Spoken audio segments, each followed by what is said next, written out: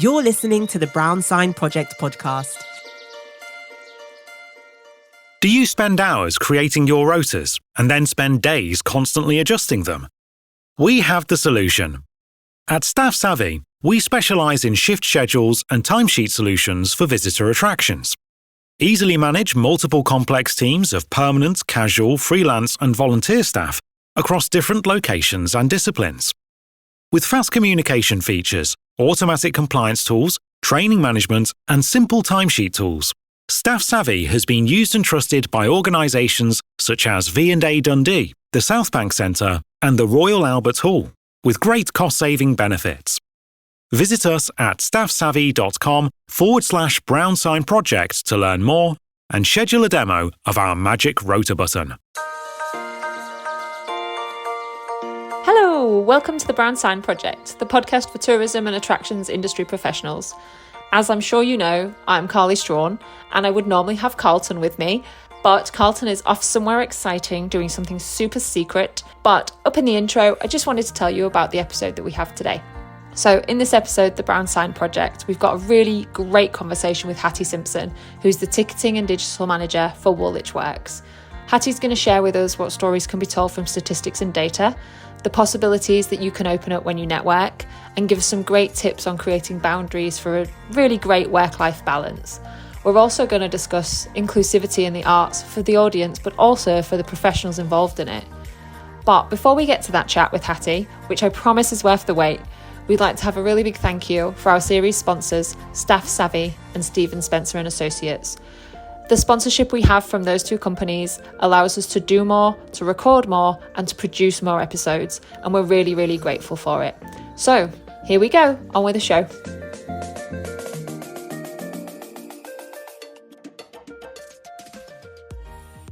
Hello, another day, a lovely day for another podcast. Welcome to the Brown Sign Project, everybody.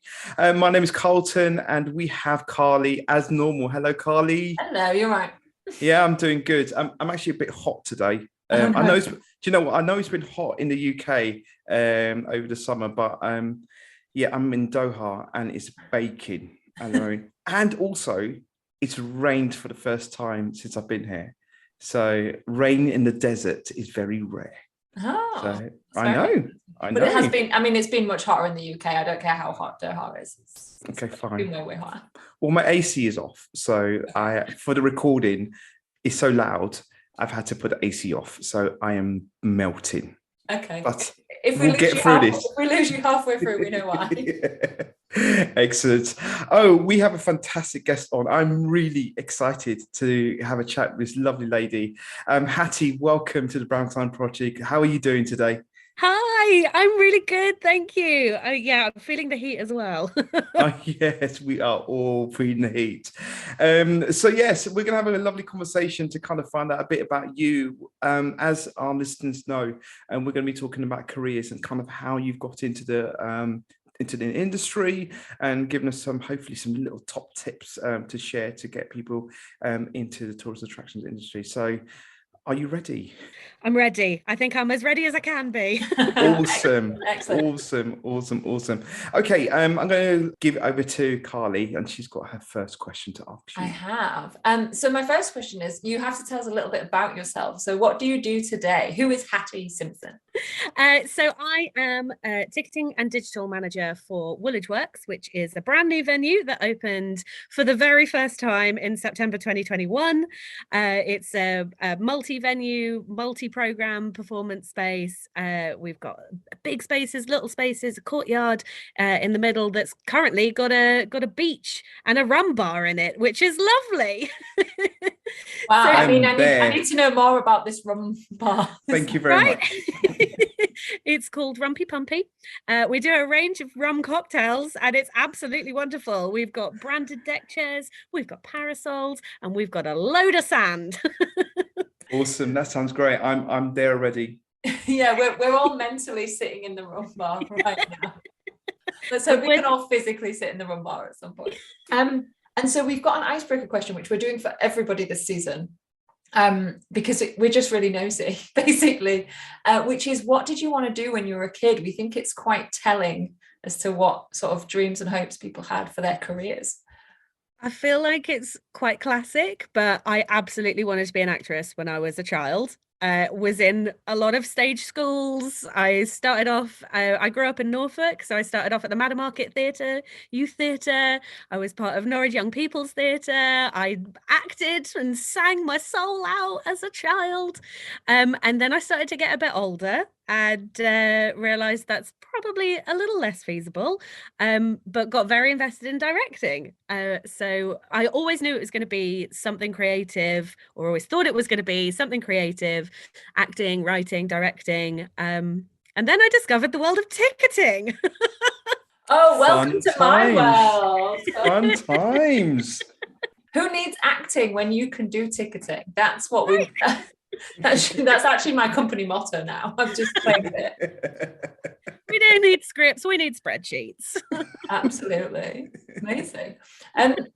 So that's quite a jump to go from kind of performing to essentially really behind the scenes, super behind the scenes. Yeah. I mean, I think a big part of it was just not knowing what options were out there.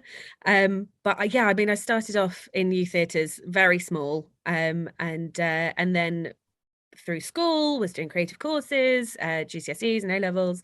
I went off to uni. I went to Anglia Ruskin University in Cambridge, not Cambridge University, and studied theatre and film studies, and did directing and stage management while I was there as well. And then my degree came to an end, and I was like, well, heck, I need a job now. And somehow managed to land a box office administrator role at the ADC Theatre, which is part of the University of Cambridge. It's an amazing little theatre with a really strong programme. And turns out I'm quite good at ticketing. So found my niche in life, and have been doing it for nearly 10 years now, and still love it even now. My role now at Woolwich Works has expanded a bit. So I'm ticketing and digital, so I also cover social media and website stuff as well. So I'm doing a lot of content creation, a lot of data analysis, which I really, really love. That's my vibe. And yeah, so it's a bit of a new world that I've stepped into, but my heart is still very much in ticketing. Oh, that's awesome. Ticketing, and more ticketing. I know you've talked about your uni, and I've got kind of a quick question regarding that. So can you just kind of briefly go through like what qualifications do you have? And do you believe that it has an impact in your job today? So I did my GCSEs, I did 5 A levels because I was an overachiever, and then did a BA in theatre and film studies. I really loved it. It opened me up to a lot of new genres, new creative mediums, new parts of the industry that I hadn't thought about, hadn't considered, things like live art performance. I wrote a whole paper on burlesque, which I absolutely fell in love with. Wow. Yeah. But I would definitely say that my degree has not impacted the work that I do. I really loved it and really enjoyed it at the time, and made some amazing friends and had some amazing opportunities. Really loved being in Cambridge, but it wasn't necessary to the role that I'm doing now. What is interesting is, like I said, I do a lot of data analysis. I live through spreadsheets. I'm dealing with statistics every single day, and I hated maths and specifically statistics in school Really? with a passion. They would make me come back after school to do my statistics coursework because I did not want to do it. I just wasn't handing it in. So I had to sit in the back of like the advanced maths class with kids who were a year younger than me and sit and do my coursework. And my teacher would be like, this is what happens if you don't do your work. So I feel like I should reach out to him and be like, hey, turns out I'd really love it now. And I think there's a real thing in that, because I love statistics. I'm with you. Like I'm a big data analyst person. Like I love to tell a story through statistics. I love to be able to tell a story looking at the maths of it all. But I wouldn't quantify that as math.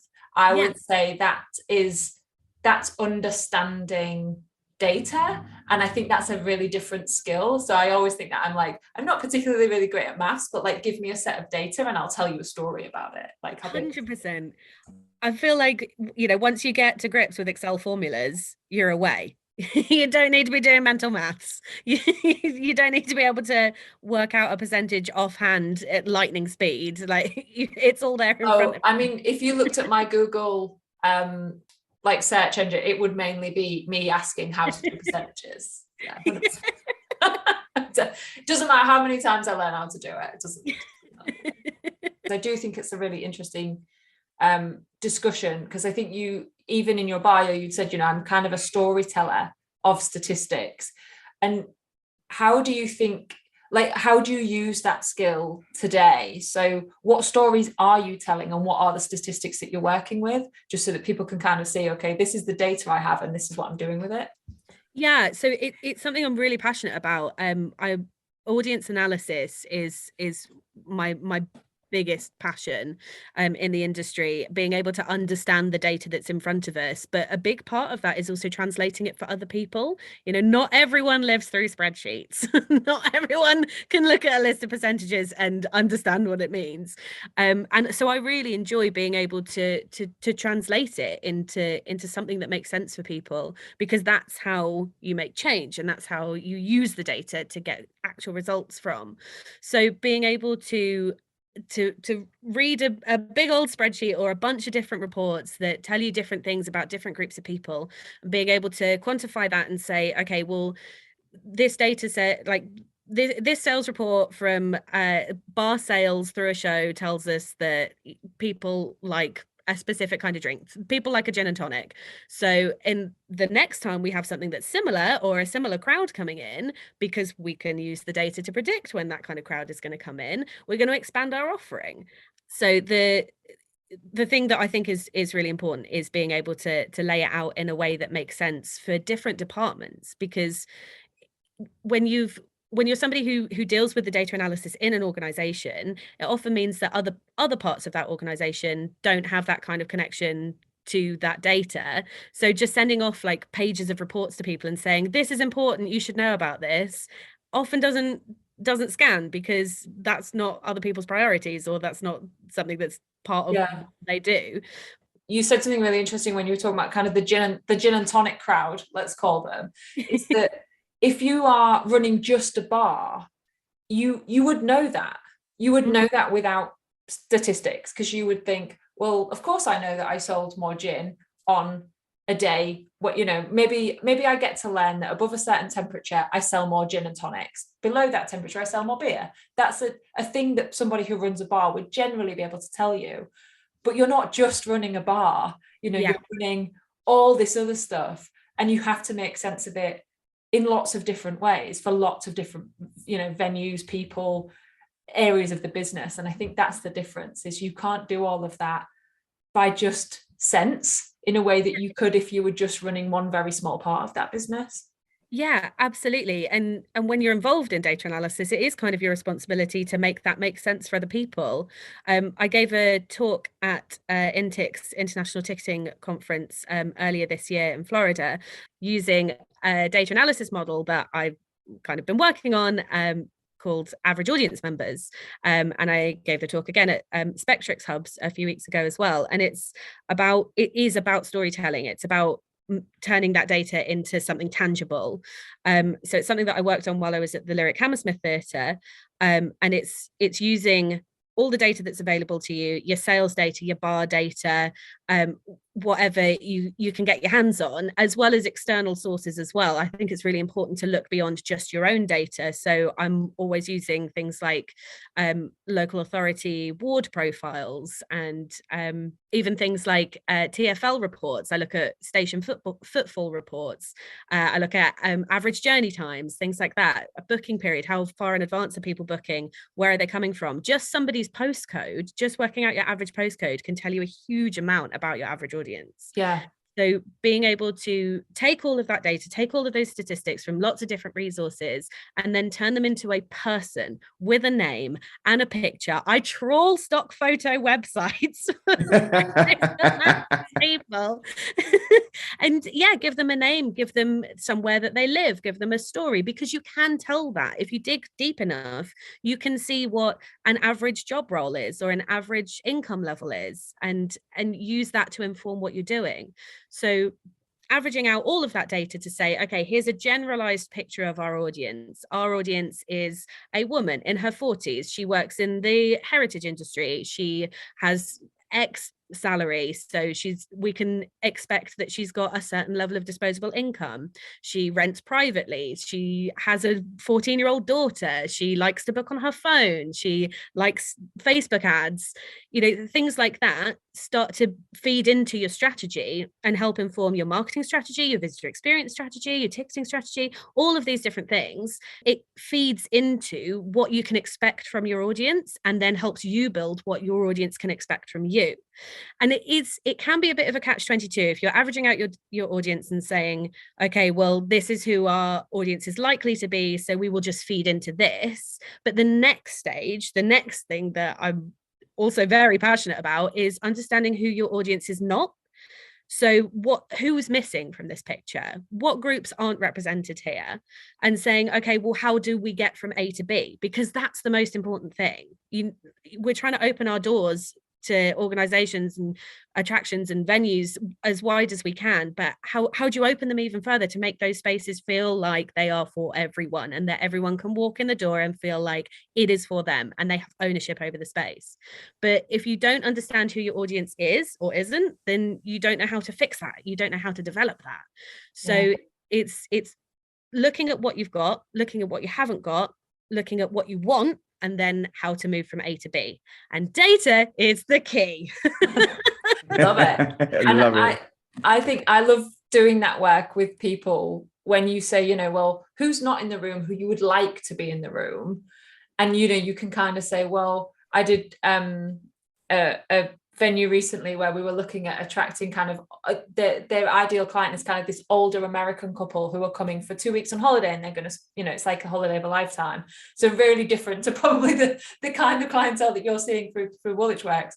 And sort of saying, who are these people? And actually they're Bill Clinton and Hillary Clinton is who they are. And suddenly everyone has this light bulb moment of like, oh, now we know who we're talking about. Yes. Actually, we, and it feels like a stereotype, but as long as you have the data to back it up, to say, no, this is how people behave, this is what they buy, this is how they book, actually, it's not a stereotype anymore. It's understanding the needs of your customer. And I love that light bulb moment when everyone's like, oh, I get it now. I know who we're talking about. I can imagine them. I can see them. I can see the things that they're going to do. Yeah, exactly that. After we started doing that at the Lyric, suddenly we were having conversations about Suzanne, who lives around the corner and she loves the white wine. But, those conversations weren't really happening before because saying, oh, this percentage of our bookers booked a white wine, that doesn't really mean anything to people.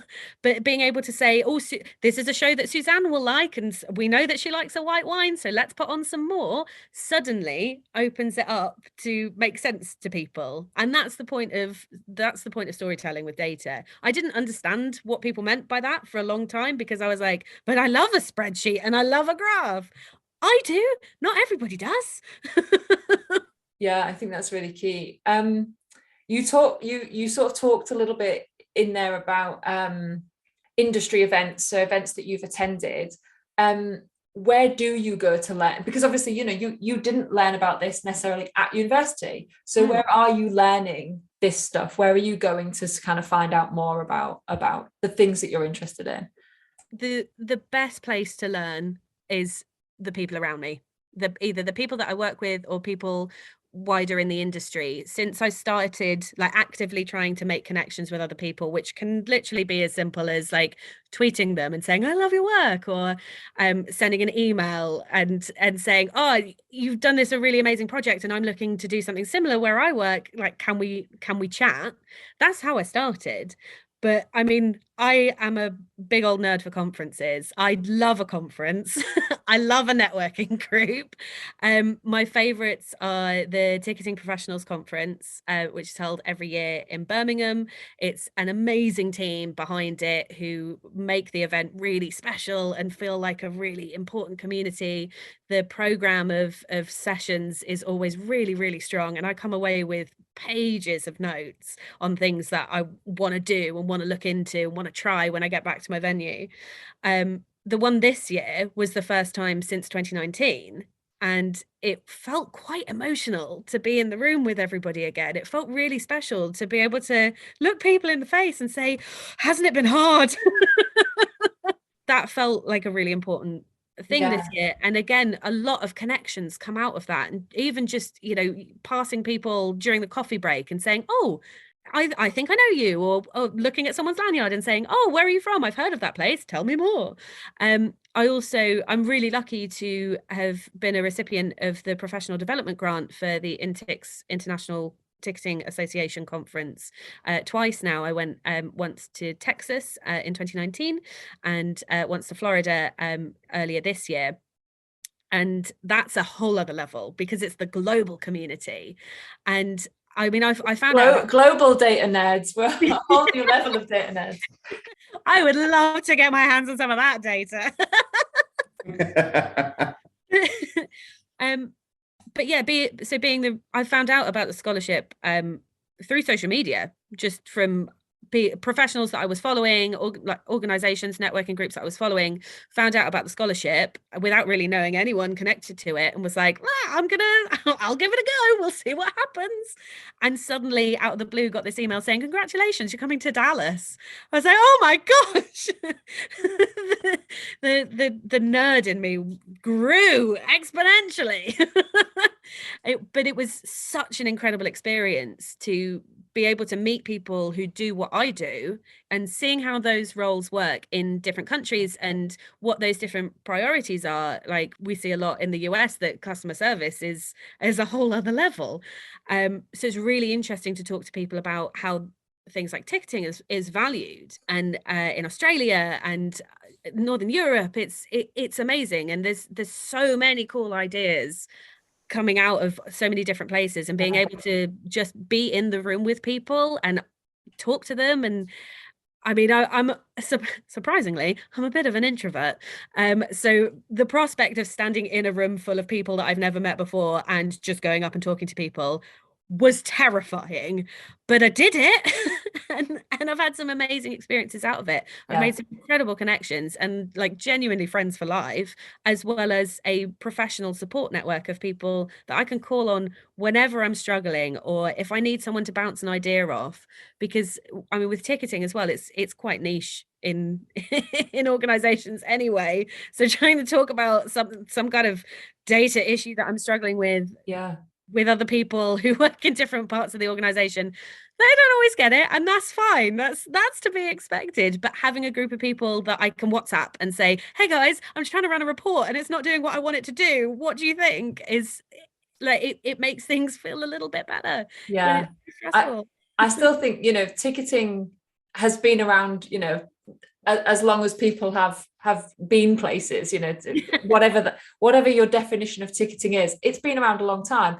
And yet it in different organizations, people aren't quite sure where it sits. So for some it's operations, for some it's marketing, for some it's, it sits in your finance team sometimes. And it's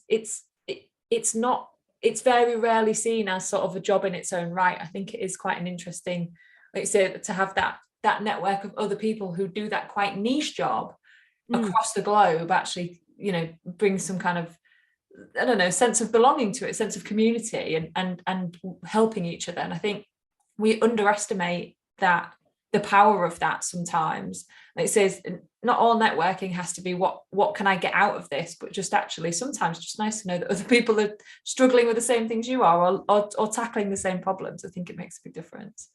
It's really important to kind of share information as well, because if you don't share, you can't make the industry better.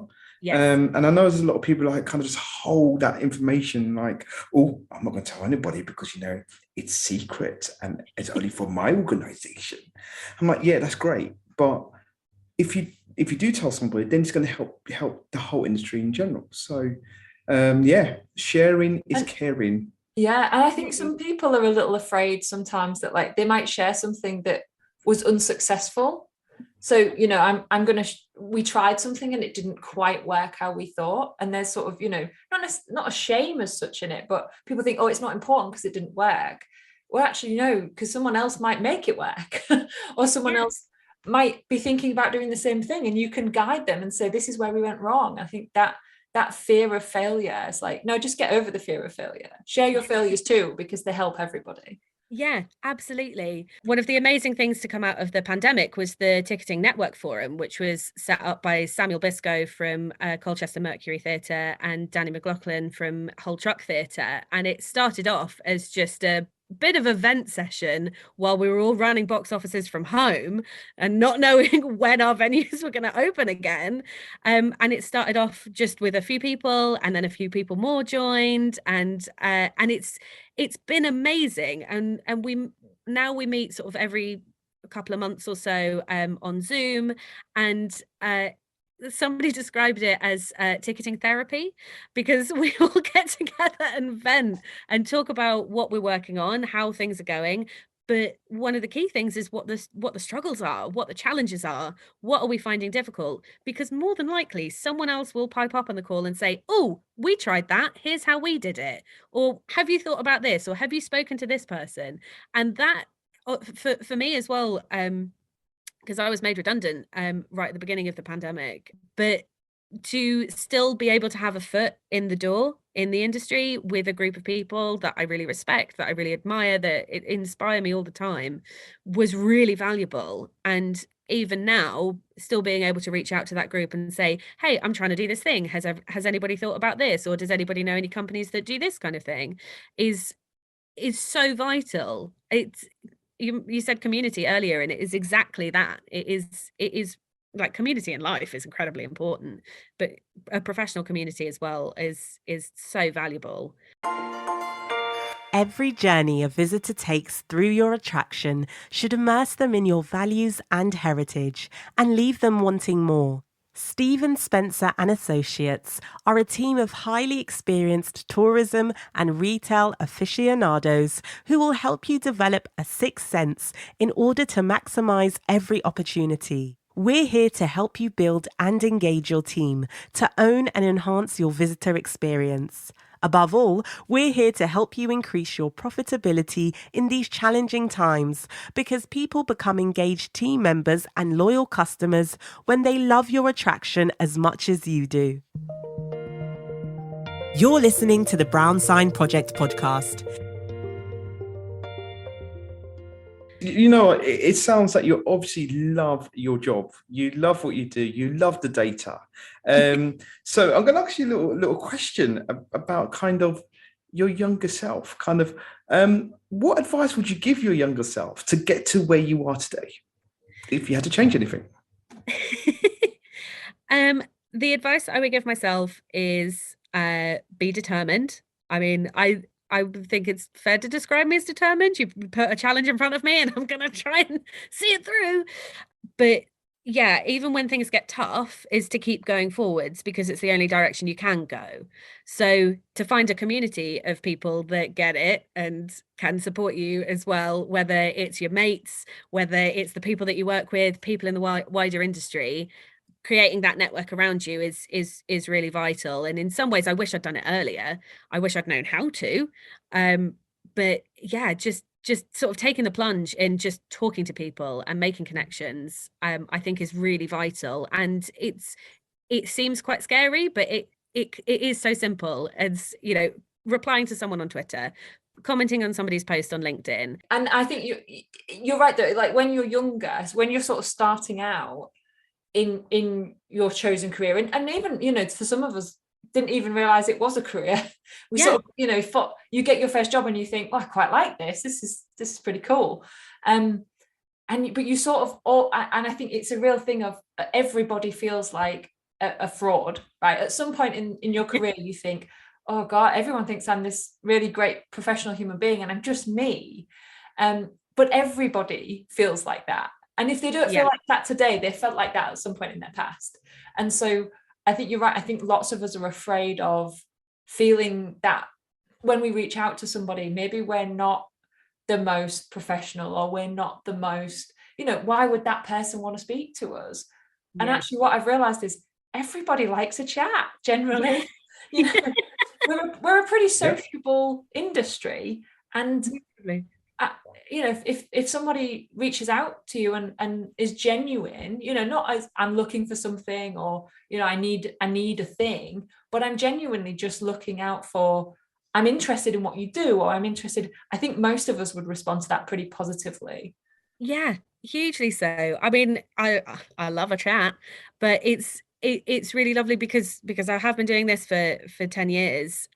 Sort of seeing people new into the industry and new faces at conferences and things. It's really lovely, and I really love it. And I'm always really happy to talk about, my experiences. And what I really love as well is being able to connect other people and being able to put other people in touch, or somebody says, oh, I'm looking for something that does this, or I'm looking to start this kind of project, and being able to say, oh, have you spoken to this person, or have you looked at this company? I really love that as well. I think that's also part of networking. But to finish answering your question as well, one of the other pieces of advice that I would give to my younger self, and I feel like this is something that I've only started to value as I've gotten older, is rest. Rest. Set your boundaries. Set boundaries, because I think where I work in the arts industry and in venues, it is absolutely, built on passion and goodwill. And it's easy to work really long hours because it's got to get done. But actually being able to stop and be chill, go and do some nice things, go and see your friends, go and see your family, and just relax and switch off means you can come back to things bigger, better, and stronger the next time. And that's really important. And during my early mid-20s as well, and when I moved to London as well, I was like, I've got to go all the time. I've got to prove myself, which goes back to what you were saying about feeling a bit like a fraud sometimes, and feeling that imposter syndrome as well, is the constant need to prove yourself that you are worth it, you're worth being here in this job, you are dependable. But working yourself to the point of burnout is not helping anyone. One of the best pieces of advice I was ever given is that it's okay not to have your work emails on your phone. So when I started at Woolwich Works, this is my friend Dion Wilson, who's at Punch Drunk, gave me this advice when we both worked at the Lyric together. And so when I started this job, I was like, right, I've spent 4 months unemployed with no work stresses, and I quite liked it. So the no work stress. So what can I bring from that into my new role? How do I set better boundaries? How do I go into this new organization and be the best that I can be, which doesn't mean the hardest working person humanly possible. So I have not had my work emails on my phone this entire time, and it is a blessing. Oh wow. Yeah, and I would say that is a big learning, and I think my gut feel is that people are getting better at it. Is that and I think I speak for the three of us on this call, we were probably at the age of mobile phones constantly being on you was as we came into adulthood. And so that was it was like, this is amazing. You can be on call all the time. It's like we were the first generation to sort of live right into that and to have the technology to do that. And so now the people coming up behind us have our experience to say, actually, that's really not very healthy. That's actually really bad. We've had enough experience now to realize that maybe you do just need a rest, and you can go home at the end of the night, and it's not life or death if you answer an email. Yes. No one ever died from ticketing and marketing. No, and I really hope that we are getting better at it. I think my gut feel is that we are. I think we still have some, a long way to go, but I hope that our next, the new crew coming up and coming through will be less tolerant of that kind of always on type work ethic, because I just don't think it's healthy for anybody. Yeah, it's not. And I think especially in these kinds of industries as well, where it is weekends and it is evenings, and sometimes you do have to go above and beyond the hours that that an office job would be, but you have to find the balance, and you Yeah. have to find what's important to you and what you value as well. And and totally. So you've sort of led me into that our next question, which is around kind of top tips. And I think that is a number one top tip is, when you work in something you're really passionate about, it's very easy to kind of tip over into, but this is me, this is my personality, this is who I am. And that gets very wrapped up in in your work, in how you sort of turn up to work, who you are at work, and then who you are at home. And I think so what would your other tips be for surviving? oh. I mean, all three would be boundaries, boundaries, boundaries. But my other tips for working in the attractions industry is this is another really good bit of advice that was given to me once, is the customer isn't always right, but they should always come first in your decision-making process. I went to a really interesting session at the Ticketing Professionals Conference 2019 by Samuel Biscoe, and it was one of the things that he talked about was how an organogram for an organization looks internally, but what the levels of importance are to a customer as well. So, we look at our organization in organograms, and you've got your chief executive at the top, and you've got what are often your front-facing staff, casual staff, assistants at the bottom. But to a customer, it's completely flipped. It's the people who they're dealing with face to face are the most important people to the customer. You made an interesting point there, because we have a discussion quite regularly, and people are probably bored of me saying it now, is that we put generally our most important resource, which is the people that get seen all the time by your visitors or your customers or your clients or whoever, are usually the worst paid people and worst trained people in your organization, and actually the ones that have a really difficult job. Yeah.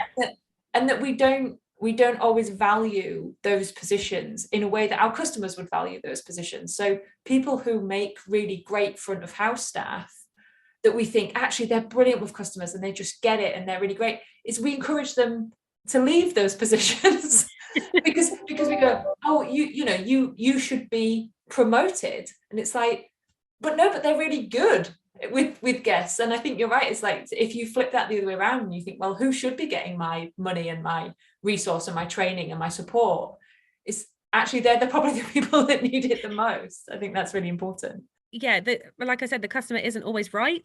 We know, but they're frequently wrong.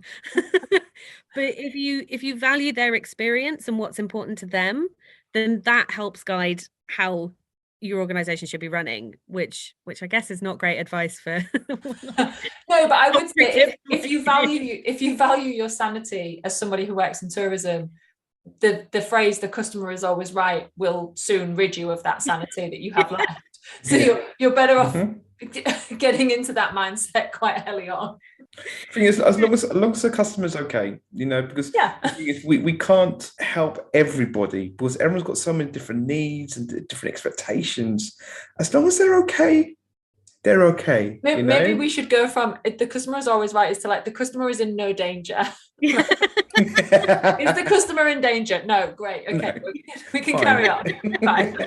That's my new. You can all have that on a new name badge at the end of the Thank you. I'm going to put that in my training, actually. You should, yeah. Are they in mortal peril right now? No. Great, okay. Let's solve the next problem, because that's problem number one. Awesome. Yeah, sorry, that I don't even think that was the tip that I was trying to give. Well, it is now. It's forever on record. Oh God. Brilliant. Absolutely. All right, I think let's move away from these top tips, because we're just going to. I can give you one more. Oh, you've got one more. Okay, give us one which more, is actually we'll like a reasonable one. Go on, give us one more. So my third top tip is organization is really important. Sorting out your admin, sorting out your inbox, don't let it build up, get stuff sorted, but find a method of organization that works for you. You know, I keep all sorts of lists all over the place, which works for me. It doesn't work for everybody else. I really, really love a Trello board so that I can actively track what I'm working on. Now, I'm not somebody who can work on one thing at one time and see it through to completion and then move on to the next thing. I have to be doing at least 3 things all at once. I have 3 screens at my desk so that I can do everything that I need to do, which is a lot of things all at the same time. But finding that process that works for you, and you know, looking at there's all sorts of like Instagrams and TikTok videos and stuff about like different methods of organization and different ways of helping a brain and stuff that can work. But once you nail that, then you're flying. But it's, I think, especially when you're coming into the industry new and you want to do everything all at once for everybody, it's quite easy to get snowed under and to get a bit overwhelmed by everything. But making the time, carving out that time to sort out your inbox or answer a phone call or get this job done. There's always those admin jobs that we put off for ages because we think it's really stressful, and you do it in 2 minutes and then it's done and it's off your plate. And it's like, why have I been looking at this post-it note for 3 weeks when I could have got it done in 2 minutes? I routinely push like books about kind of what's the book that I'm reading at the moment is called Indistractable, and it is about kind of not sort of being forced off on tangents, because I think I'm a pretty similar mindset of like, I like doing 3 things at once, but sometimes I just need to get job number 1 done. Yeah. And it's very practical around actually limiting the thing that you're doing and saying, like, what am I meant to be doing at this time? And then I can be distracted later. And you know, one of the best things I sort of got into the habit of doing was putting an hour aside every day to read emails and deal with emails, and then allocating time to do the jobs that came out of those, because otherwise you're like, oh, okay, I'll read my first email, oh, I've got to do something, and then you get distracted into that. And I think that those things aren't necessarily the things that you get taught when you are learning a new job. And I think sort of the real people that you think that actually, God, they really seem to have their job down pat, are just the people who are just making themselves up more organized. Yeah. Whether that's artificial or natural, comes to them naturally. I think that's really 100%. And I think, like I said, not every method suits every person, and it's finding what works for you. I know I work well under pressure. I know that some of my best work comes right before a deadline, which is terrible. And I don't advise it, but I know that about myself. So if I can put like false pressure on myself, then I can get it done earlier. So it's not trying to fight your natural instincts and your natural abilities and ways of working. Yeah, and not feeling guilt when you're looking at somebody else who has a really tidy, really clean desk with lovely stationery, while I'm sat there with 3 coffee cups and headphones and like a bunch of post-it notes and bits of scrap paper and some old ticket stock and a camera on my desk, and I'm like, this is fine. This is me. Excellent. Oh my gosh. I was going to give you a little top tip from me. I have that 1 minute rule. If I can do it in 1 minute, then I'll just do it. That's great. Simple as that, you know. I'm going to try that when I get back to the office. My issue is that I'm bad at judging time. I'm terrible at saying, oh yeah, I can get that job done in an hour, and then 2 days later. But again, that's something that I've learned about myself. There you go. So I know to double the amount of time I think I can get it done when someone's asking me how long it takes. And if I can get it done in 1 minute, then they'll be pleasantly surprised when I've said I'll get it to you next week. Exactly. I'm not expecting to do a whole detailed report in 1 minute, but maybe, you know, you see your coffee cups, you're like, oh, I could just take that to the trash. Done. Minute done. Easy. Brill. So we're going to go to our next question. It's all about you and your why. What is your why? Why do you do what you do? And kind of what kind of way gets you up in the morning to go, you know what? I love my job. I love what I do. That's a funny one because I got into the industry accidentally, as so many ticketing professionals do. I feel like so many people in ticketing I talk to, and they're like, "No, I didn't intend to do this, but I stayed because it's actually really good." So it's funny to think about my motivation because this was never the plan. However, I love it very, very much. And it is the reason that I get out of bed every day. But to go back to talking about data, because I'm a huge data nerd, and audience analysis, my biggest passion is trying to make venues feel more inclusive for the people walking through the door, not just what's in a mission statement, not just what we're putting out on websites and in press releases and stuff, actually making the venue feel like a space that is for everybody.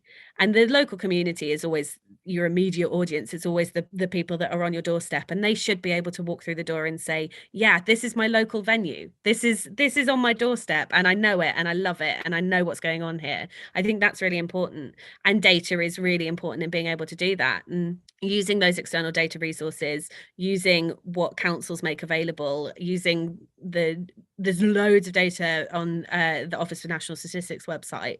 There's all sorts out there, and it's being able to understand who those people are and what motivates people to walk through a door, and understanding what those barriers are and getting rid of them.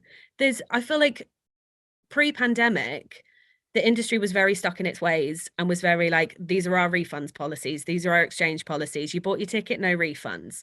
The pandemic obliterated that. We can't operate that way anymore. Like, our audience doesn't operate that way anymore. So we need to make we need to make our policies more accessible and more understandable.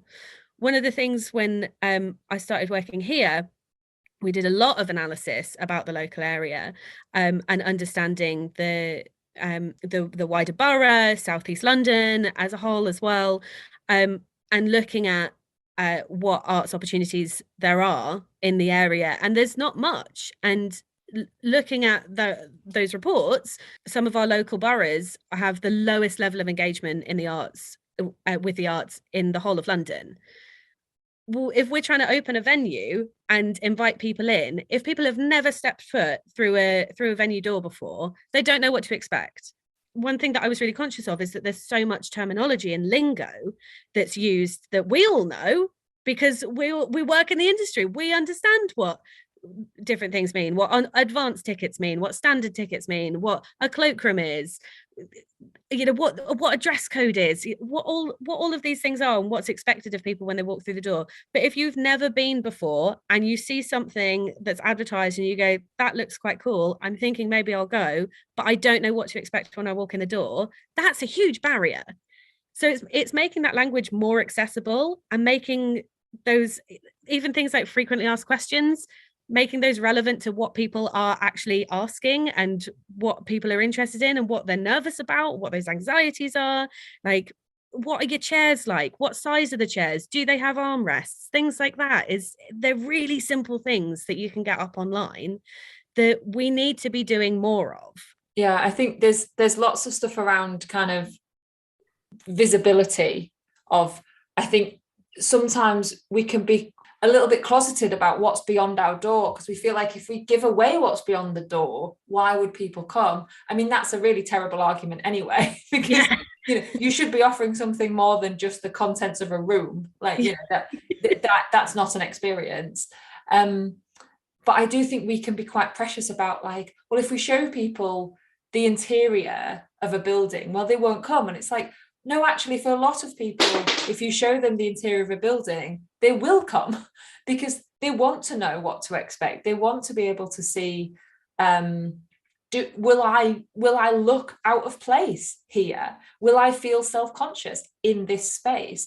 Try and show people using your venue, try and show people and different people, not just the people that currently come through your door, but the people that you might want to attract, that might not come through your door, that might not feel comfortable. It's like, start engaging them, because otherwise you're fighting a losing battle. Yeah, exactly that. The way I tend to think of it is trying to open the door as wide as possible, and then putting in the biggest doorstop to keep that door open for everyone.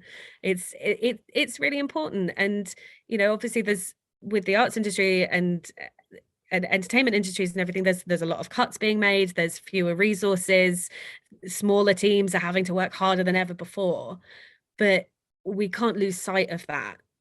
And there's been stuff in the news lately about certain art forms being very elitist and all this kind of stuff, and it's like, well there's ways to combat that, and if that's what people think in general, then we need to be doing something to change it. It's the arts is for everybody, every single person. Yeah. There is a space, there is a ticket for everybody. So we need to make sure that people understand that and recognize that and hear about it. Just hear about it in the first place. And have the opportunity to decide maybe it's not for them. Yes. We had a great conversation about opera, and I was like, there is literally nothing about opera that would make me want to come, but I wouldn't feel intimidated to come. I at least get to make that decision for myself. Yeah. To experience it and then think, actually that's not my bag. That's fine.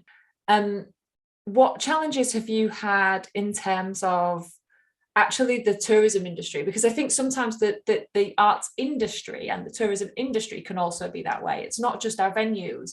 Sometimes we don't see ourselves as somebody who works in an arts venue or works in a tourist attraction. So what's your experience around kind of changing that mentality as well? Not just the people coming in, but the people who work there.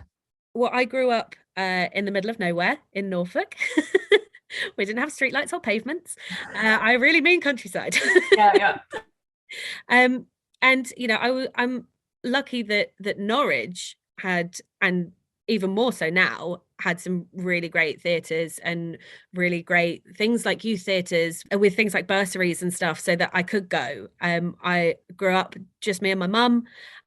We didn't have lots of money to spend on like going to the West End to see shows. When we could, we did, because my mum has always really valued arts and entertainment and experiences. So those are the things that we always tried to do when we could. And that has massively instilled in me the importance of inclusion and making sure that, like I said, that venues feel like a space for everybody, because I didn't always feel like that as a kid. Sitting at the back, at the top, barely able to see the stage. You can't see people's expressions. I feel you literally just made me think of a memory of, we went to see Panto once with Craig Charles in it. I knows who Craig Charles is, when he was really famous. I'm from Hull originally, so when you said Hull Truck, I was like, oh yeah, you go Hull. But similar, Hull's a very deprived area, but has a really great arts scene, has a really great theatre, has a real history of kind of arts and culture, but very low income. And so we went to see Panto, and we got the cheapest tickets we could. So me and my mum sat right, like literally on the last row in this huge theatre. And there was about 4 other people in the Panto. So like the gap between the people sitting in the front and us was like, I don't know, probably 1,000 empty seats. And just being like, and literally Craig Charles being like, are there people at the back? Like, what is happening? Just like, yeah, that's us, that'll be us. But yeah, that you sort of have grown up in that environment, like say, when you know how important it is, and something gets you through the door, but there would be lots of things that potentially would keep you out. I think that's a real need for people to get in however they can. Yeah, and I think the industry as well, like I said earlier, it's built on passion and goodwill, and people do work long hours because they kind of feel like they have to. Like I've been there, I've done those 12-14 hour days because it felt absolutely necessary, but that's also unachievable. Like if you've got to commute long hours, or you have caring responsibilities, it's really hard to sustain that kind of working life. There are challenges to working in the industry. There are challenges to the opportunities that are available. I've managed a lot of apprentices through the venues that I've worked at, and I think apprenticeships are amazing schemes and are a really awesome way to get real experience and get into a venue and a qualification out of it as well. But because of the rate of pay of apprenticeships, they're not open to everybody. We know that we don't go into the arts industry for the money, but yeah, if anyone's here thinking they're going to come out of tourism industry or the arts industry as millionaires, then yeah. Really? No? Hit the unsubscribe button now. No. You don't go in for the money. No. We do it for the passion and for the love of it, and that's great. But if you can't afford to pay rent, then it's not an accessible job. It's not an industry that you can survive in. And there's still that issue now, and I mean, that's a much wider discussion about funding and the value of arts and tourism in this country. But there's still a lot of that, and it can feel isolating, and it can feel like a real barrier to even just spending time with the people that you work with. Like, going for drinks after work, if you've got no disposable income, if all of your money is going into your bills and into your debts, then you can't go for a drink after work. You can't go out for somebody's birthday dinner. And it feels really isolating. And it feels there's a lot of shame connected to that. But what I have found, I am speaking from personal experience, what I have found is just opening up to the right people and being honest about it lessens the burden. And what you do find is that people will really care and want to help you out and want to support you. And that's really lovely. But I'm very lucky to have been surrounded by those people. Yeah. And I think shout out to those of us who are now more senior in the industry, and if you're not these people, then you should be these people. Is look out for those people who are struggling a little bit more than you are, and buy them a drink, for goodness sake. Like, check in on your employees, check in, and like you say, especially those that sort of get overlooked because you think, oh, they're young and they house share and whatever. It's like, yeah, but they might, they genuinely don't have the disposable income that you kind of imagine that they do. It's just check in on those people and help them if you can, give them a leg up sometimes, invite them to things that maybe they wouldn't get a chance to do normally, get them tickets, get them bursaries to events, networking stuff, and just look out for them. Because I think it is, people forget, when you get to be the person that can give people a leg up in the industry, you should, yes. Don't pull the ladder up behind you. Make sure it's waiting for someone else. Absolutely. It's wedging the doorstop. Yeah. For everyone. And that includes the team. That includes the people who work there as well. Like, I've been working in this industry for nearly 10 years, and there's some amazing shows going on in the city that I work and live in that I cannot afford to go to because of my salary. Yeah, probably couldn't say that, but and because quite honestly, how much of your income could you spend on doing I mean, literally you could spend a whole salary of just going and seeing stuff in London. One of the things that I realized after about a year and a half of living in London was that I worked in a theatre, and I was seeing all the shows that we were putting on and having a great time, but I was talking to people in different venues that I had never been to. And there were some amazing, iconic venues and organizations that I knew of, but had never visited. And it would be like, oh, that place is amazing, I think. And some really cool shows, amazing casts and creatives being connected to these shows. And I just wasn't seeing anything. So I decided that I would put a little bit of money aside each month as and when I could, and I would spend it on the cheapest ticket that I could buy for two different things. So I was only spending like £10-15 per ticket, and even that's unachievable for an awful lot of people. But one of them had to be for somewhere that I'd never been before. And I started it in January 2019, and booked a couple of tickets for a couple of shows, and saw some really amazing things.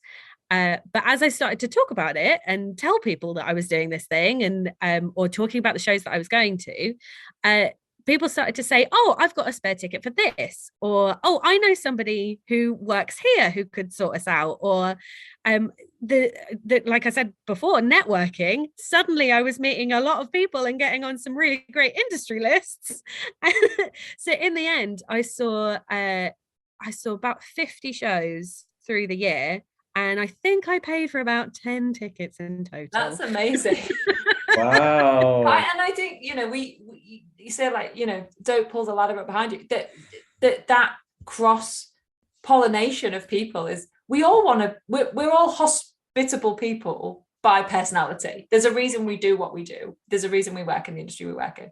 So when someone says, I've never been to that venue, and you work there, you think, well, I could show you around. Like, why wouldn't I? Because I think everyone's genuinely just excited to show off their venue. So I think, yeah, definitely ask if people are thinking, I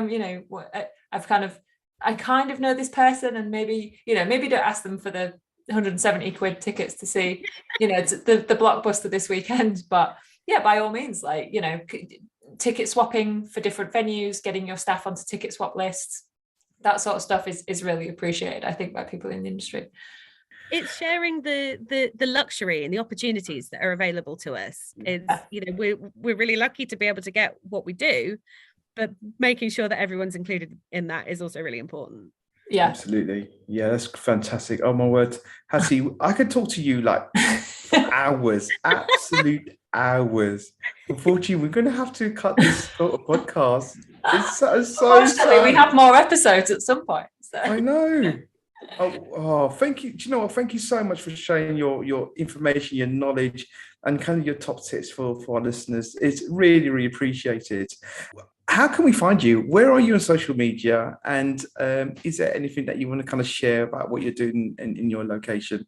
Yeah, so you can find me on Twitter at Hatti Simpson. I spell my name a little bit strangely. There's no E on the end. So at Hatti Simpson on Twitter, and I'm on LinkedIn as well. Reach out, get in touch. I'm always really happy to talk. If you're coming to any conferences or you've never been to one before and you think you want to give it a try, look for scholarships and bursaries. They are available for all of them, and come along and find me. I'm really easy to spot because I've got very brightly colored hair. It's currently blue. So come and grab me and have a chat. Or I also have my own podcast as well, which you can check out. Hobos and Cocktails. It stands for Care of Box Office and Cocktails, where I chat to people very similar to this, talking about career paths in ticketing and marketing, the highs and lows of the industry, our favorite things, our funniest things, and some really hilarious stories are shared. So and cocktails. Obviously. And cocktails. It's set in my imaginary venue bar. Nice. Amazing. Hattie, thank you so much again for taking your time to kind of share your information. Thanks again for listening to the Brown Sign Project. In our next episode, we're going to be talking to Ash Smart, co-owner and finance director of Harbour Park. The Brown Sign Project was edited by Paul Tyler, and thanks again to our series sponsors, Staff Savvy and Stephen Spencer and Associates.